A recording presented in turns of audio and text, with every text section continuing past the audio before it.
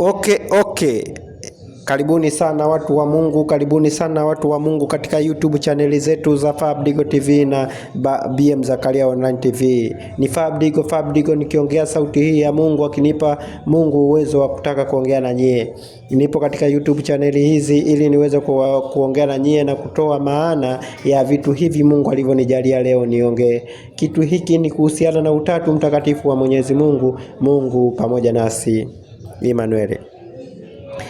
Cha kwanza zaidi ni kumshukuru Mwenyezi Mungu kwa kunisikiliza mimi kama mdau ambaye naleta mambo mazuri yanayoweza kukujenga katika nafsi yako na mwili wako ili uweze kuingia mbinguni na kuacha dhambi. Mimi naitwa Fabidigo, naweza kukuomba uweze kusubscribe hizi YouTube channel hapo chini kwenye kideo chako, hiyo button nyekundu subscribe mara moja, pia gonga kengele notification, weka all, afu baadaye endelea kusikiliza hiki kideo. Kwa nguvu ya Mwenyezi Mungu utapata upako na utapata ufunuo ambao wewe imekuwa ukujiuliza maswali mengi katika ulimwengu wa sasa, na ukichanganyikana sana na watu ambao hamjui Mungu kwamba na Utatu Mtakatifu, uweze kuwasaidia kwa nguvu za Mwenyezi Mungu bila kuongea kwa vita, bila kuongea kwa ugomvi, bila kuwa na hasira. Bana Mungu alisema nendeni mataifa yote mkatangaze Injili, na mkatangaze Injili kwa upendo na kwa upendo na kujitoa, kwa vile watoto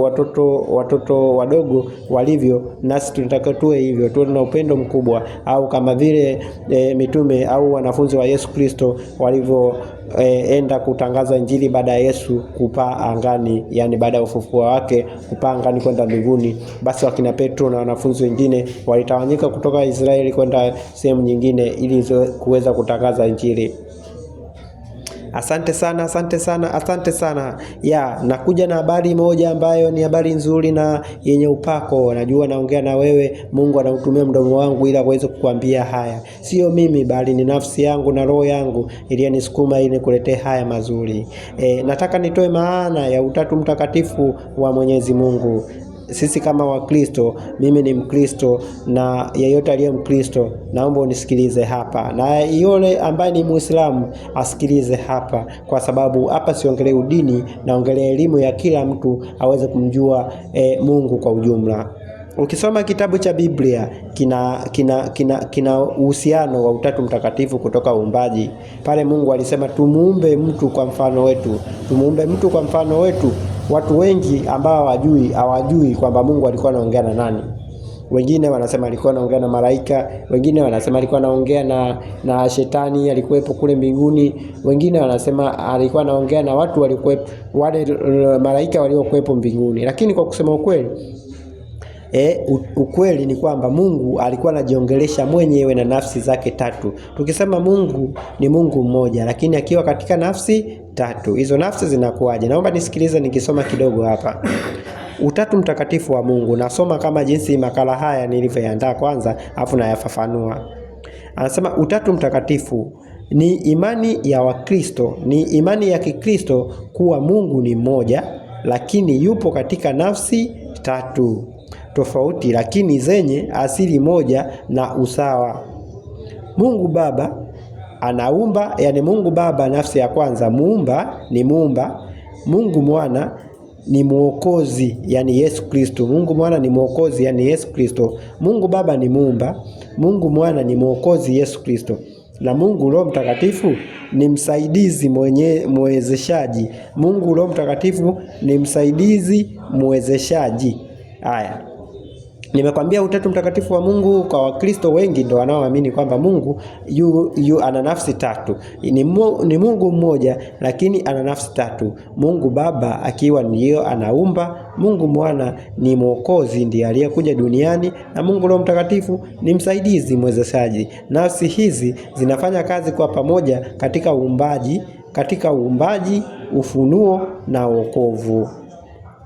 Umeelewa? Sikiliza kideo hiki hadi mwisho ndipo taelewa kwamba hii inamaanisha nini. Jipenda kujifunza mambo ya Mungu ili shetani asije akakutawala, maana shetani ana chochote zaidi ya kuwepo duniani kama kiumbe cha kuleta majaribu ili wewe uwe mkamilifu. Naendelea. Mambo muhimu kuhusu Utatu Mtakatifu. Nisikilize. Umoja. kuna Mungu mmoja tu. Kumbukumbu, yani kitabu cha Kumbukumbu 6:4. Kitabu cha Kumbukumbu 6:4. Nafsi tatu, Baba, Mwana na Roho Mtakatifu ni nafsi tofauti, lakini ni Mungu yule yule, yani Mungu mmoja. Kuna Mungu mmoja. Kumbuka nimesema kuna Mungu mmoja, umoja. Kuna Mungu mmoja tu katika kutoka kitabu cha Kumbukumbu 6:4, lakini kuna nafsi tatu ndani ya Mungu huyo mmoja. Hizo nafsi anasema kuna Mungu Baba, Mungu Mwana na Mungu Roho Mtakatifu. Ni nafsi tofauti, lakini ni Mungu yule yule, yani Mungu yule yule. Niongeze sauti kubwa, Mungu yule yule. Mungu mmoja, nafsi tatu, Mungu Baba, Mungu Mwana, Mungu Roho Mtakatifu. Ni nafsi tofauti, lakini ni Mungu yule yule. Okay. Anasema asili moja. Asili ni chanzo, mwanzo. Asili ni chanzo. Kwa Kiingereza wanasema nature, au sio?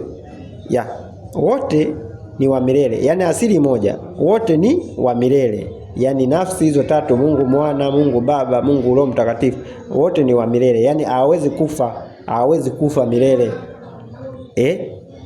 Wenye nguvu sawa.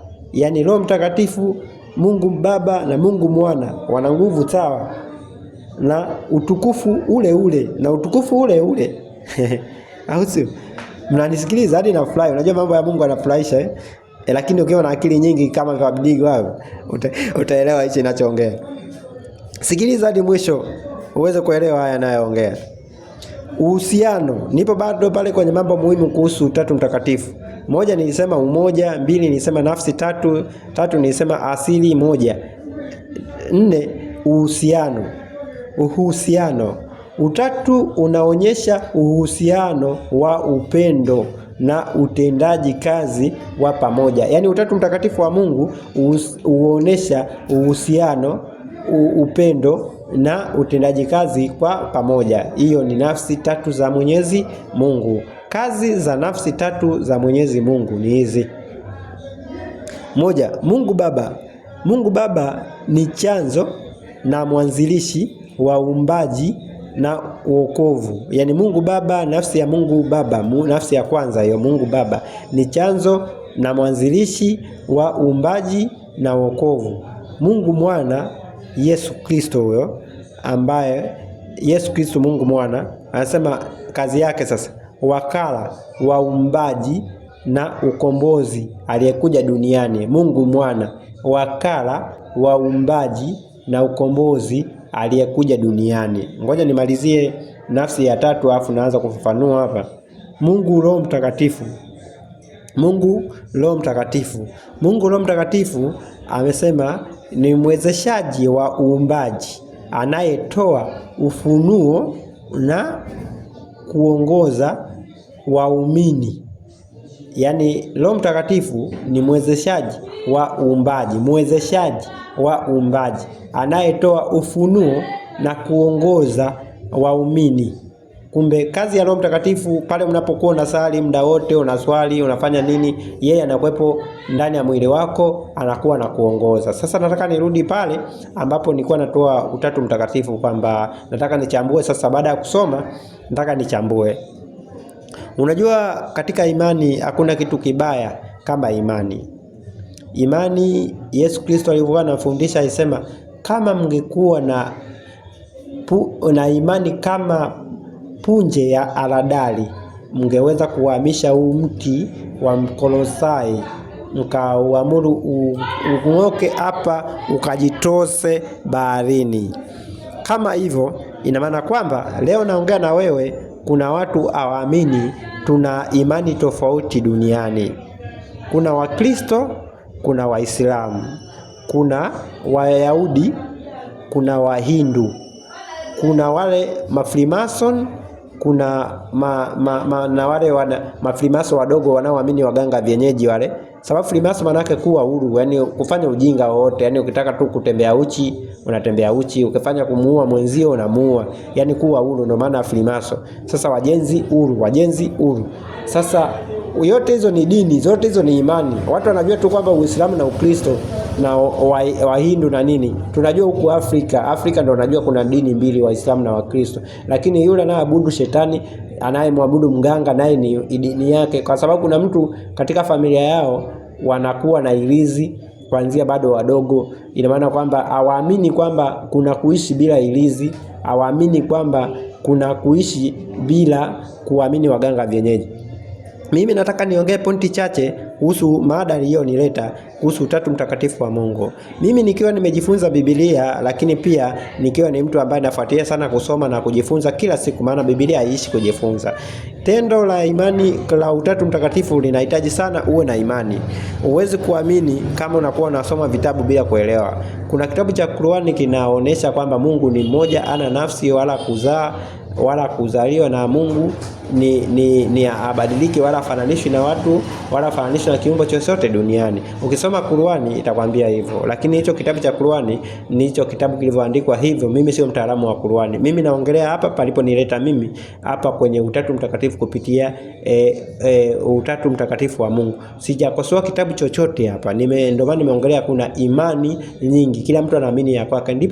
Ndipo pale Mungu alivyosema mimi ndiyo Bwana Mungu wako, usiabudu miungu wengine. Kwa hiyo Mungu kwamba kama akasema mimi ndiyo Bwana Mungu wako, usiabudu miungu wengine, ina maana ni kama amekuruhusu sometime kwamba kama utaabudu wewe abudu, ila mwisho wa siku ni dhambi ukiabudu miungu wengine, kwa sababu Mungu aliumba miungu wengine ambao ni shetani na mawakala wake. Sasa Utatu Mtakatifu ni kwamba Mungu ni yule yule, lakini ana nafsi tatu katika imani, na sio katika imani. Ndivyo alivyo. Mungu ni mkubwa. Nataka kuongea mwanzoni. Mungu ni mmoja, lakini nafsi ni tatu. Mungu Baba, Mungu Mwana na Mungu Roho Mtakatifu. Mungu Baba ni chanzo cha uanzilishaji wa uumbaji wa wokovu, na Mungu Mwana ni yule ambaye ni wakala wa uumbaji. Wakala maana yake nini? Wakala ni yule anayesimama badala ya muhusika. Kwa mfano, unaweza kuchukulia mfano wakala wa M-Pesa. Wakala wa M-Pesa ya Tigo Pesa, watu wanajua yule anayefanya kazi ya Tigo Pesa anajua ni hela zake, kweli mtaji wa kwake, lakini mwisho wa siku yupo mwenye nazo. Mwenye nazo ni yule M-Pesa au Tigo ambao wamekupa line zile na unaendesha na fanya transaction, na ukikosea wanakufanya nini? Wanakumaliza. Sasa na kumbe Yesu Kristo ni wakala wa uumbaji. Ina maana mwanzilishi ni Baba. Nataka mnielewe vizuri hapa. Na Roho Mtakatifu ni mwezeshaji wa uumbaji. Sasa angalia, kama Mungu Baba ni chanzo cha mwanzilishi wa uumbaji, ipo hivi. Kuna kitabu cha Yohana pale anaposema hapo mwanzo palikuwepo na neno, naye neno lilikuwa kwa Mungu, naye Mungu alikuwa neno, na pasipo na neno pasingefanyika na kitu chochote. Hapo mwanzo palikuwepo na neno, naye neno alikuwa ni Mungu, na hiyo neno na hapo mwanzo palikuwepo na neno, naye neno alikuwa kwa Mungu, na Mungu ndiyo neno, na pasipo na neno pasingefanyika na chochote. Ukiendelea kusoma katika kitabu kile cha Yohana unakuja kuona kwamba huyo neno ndiyo iliyoshuka duniani na kuwa mtu na akaishi nasi, akapewa jina la Immanueli. Na hiyo Immanueli ndiye ambaye ni neno, na Immanueli manake Mungu pamoja nasi. Immanueli, Mungu pamoja nasi. Kama Mungu pamoja nasi, maana Mungu aliishi na sisi. Sasa hapo ndo kuna fumbo. Watu wanajiuliza, huyu Mungu atakuwaje na nafsi tatu wakati yeye Mungu amesema ni mmoja? Ipo hivi, yahitaji akili ndogo tu. Mimi natolea akili ya kidunia ambayo nielewe. Mimi ni msemaji, naitwa Fabdigo. Sitoi mifano ile wanaotoaga wachungaji kwenye mazbao au kama vile padri au askofu anavyotoa akiwa na ubiri. Mimi natoa mifano ambayo tunaishi nayo. Mungu anasema Mungu Baba ndio chanzo, yani Mungu ni mwanzilishi. Mungu Baba ni mwanzilishi. Yani wanasema hapo mwanzo palikuwepo na neno, naye neno alikuwa Mungu, na bila neno pasingefanyika na kitu chochote. Kumbe inawezekana pale mwanzo Mungu alivyoamua kuumba, sababu Mungu haeleweki kwamba alizaliwa na alikuzaliwa na hawezi kufa hata milele. Na kitu, kuna vile vitu tumepewa tuvifahamu na vitu ambavyo hatujapewa, haitaki kuongea sana. Ukijifikiria sana Mungu alitoka wapi wakati miti na kila kitu aliumba yeye, unakufuru. Sasa mimi naongea kitu ambacho nimepewa na Mwenyezi Mungu kwamba niongee, yani niwaelimishe kuhusu Mungu alivyo, kuhusu Utatu Mtakatifu. Yani kwamba hapo mwanzo palikuwepo na neno. Hapo ndo unapata Utatu Mtakatifu.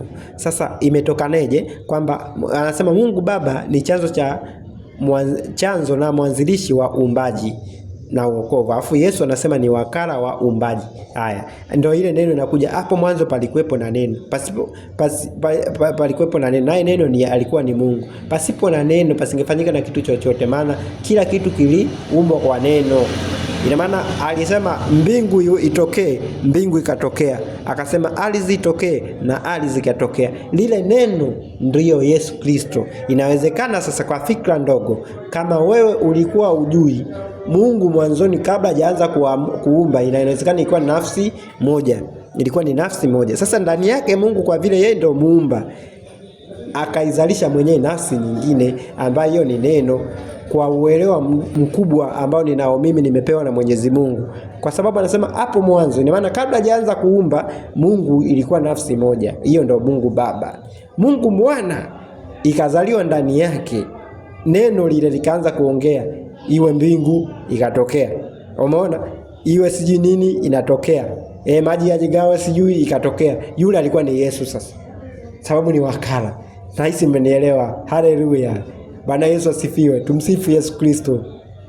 Nashukuru Mungu kwa kunifanya mimi Fabidigo naongea haya. Na ninarudia tena. Yaani pale Mungu alivyosema na iwe mwanga, iwe nuru, neno lile alikuwa ni Yesu ndani ya Mungu Baba. Umeona hiyo?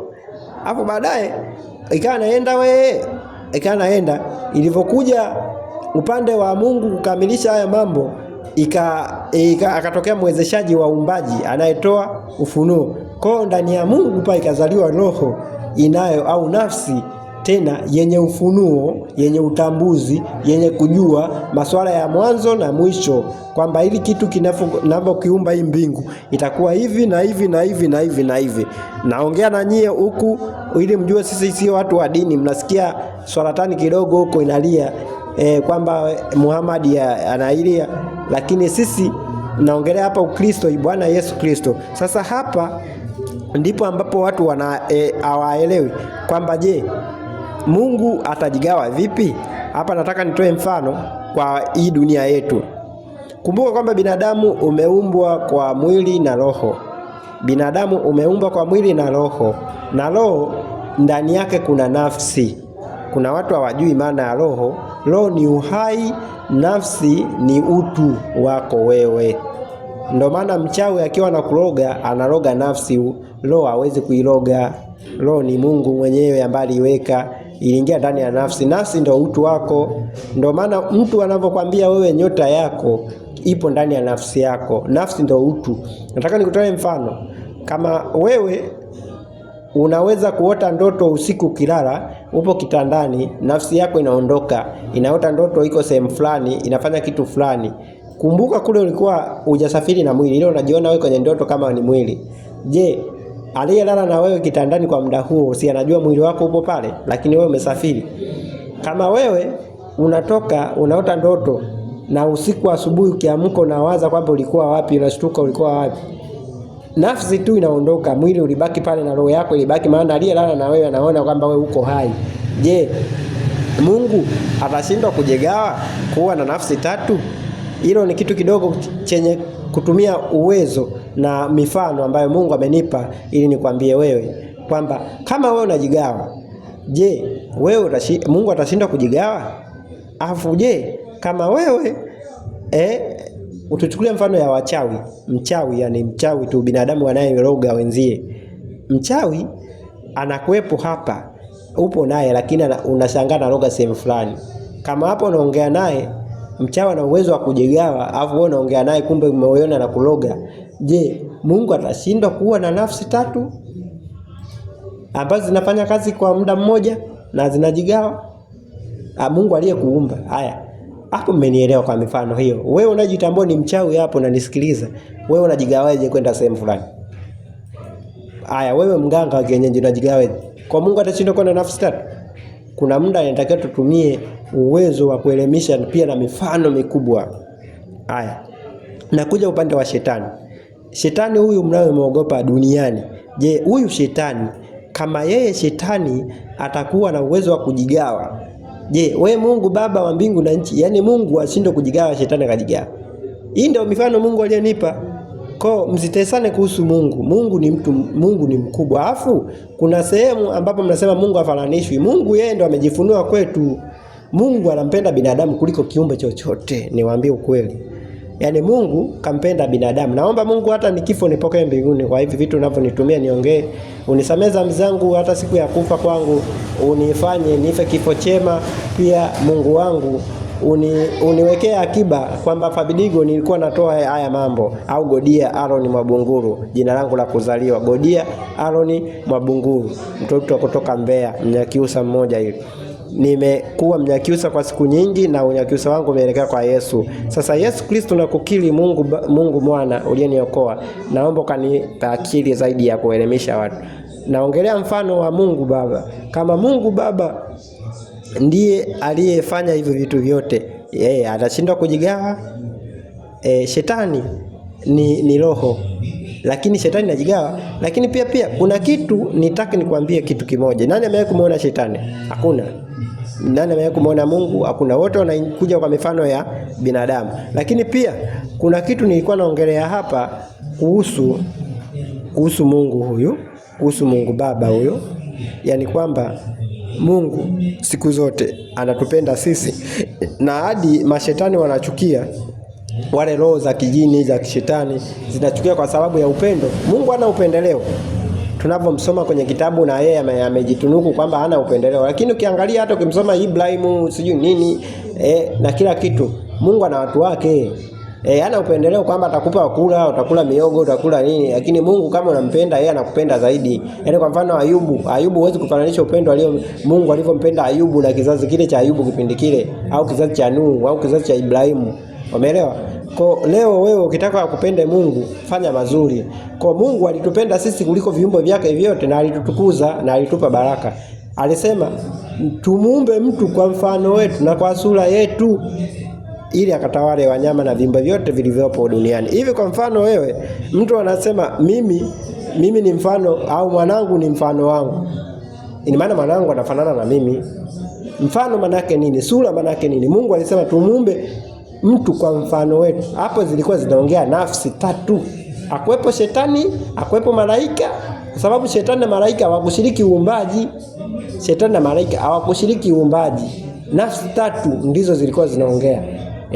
Asante sana, tutaendelea kipindi kijacho. Leo naishia hapa. Msisahau kusubscribe, kulike na comment, nami ndo Fabidigo nitaendeleza hii habari muda ujao. Asante sana, asante.